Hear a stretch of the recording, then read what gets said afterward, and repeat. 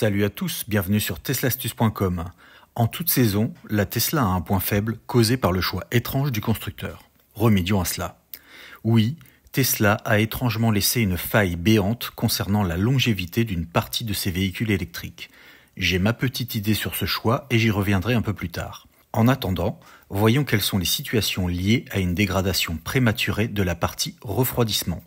Notez au passage que si votre radiateur se perce à cause d'un projectile, il y a peu de chances que Tesla le prenne en garantie. Le Super Manifold, pièce en alliage d'aluminium pour le réfrigérant dont le prix est assez élevé, peut également être détérioré et causer des pertes de vitesse du véhicule, ainsi qu'un dysfonctionnement de la climatisation et du renouvellement de l'air dans l'habitacle.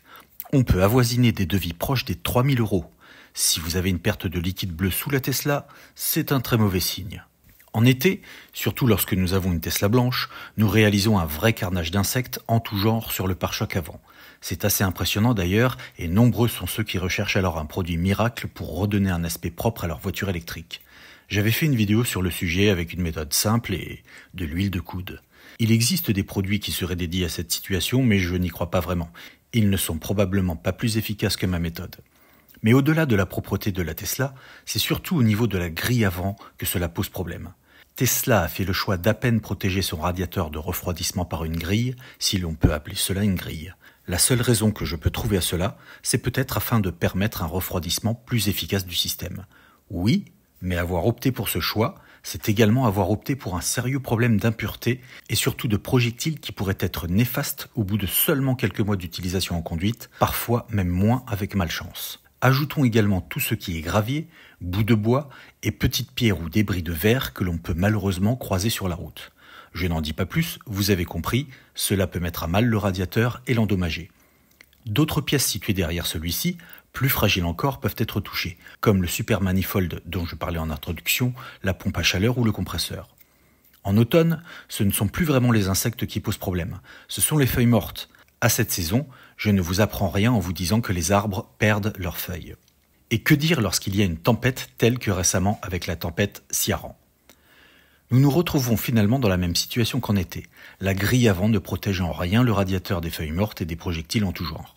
Celles-ci vont s'accumuler sur le radiateur et la seule solution pour les retirer, c'est de démonter le coffre avant, composé de plusieurs vis, notamment 2 cachets à l'avant au niveau de la lumière de coffre.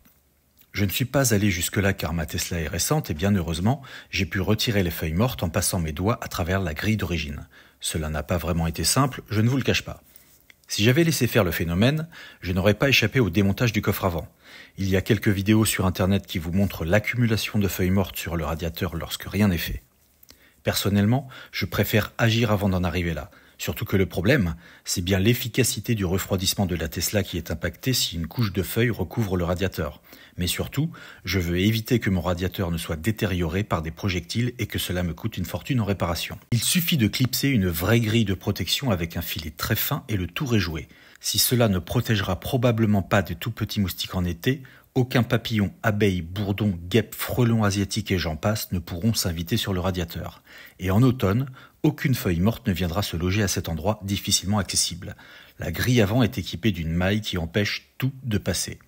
C'est ce que propose notamment Arcoche, à qui j'ai demandé de m'envoyer une grille pour Tesla Model 3 afin de vous la présenter.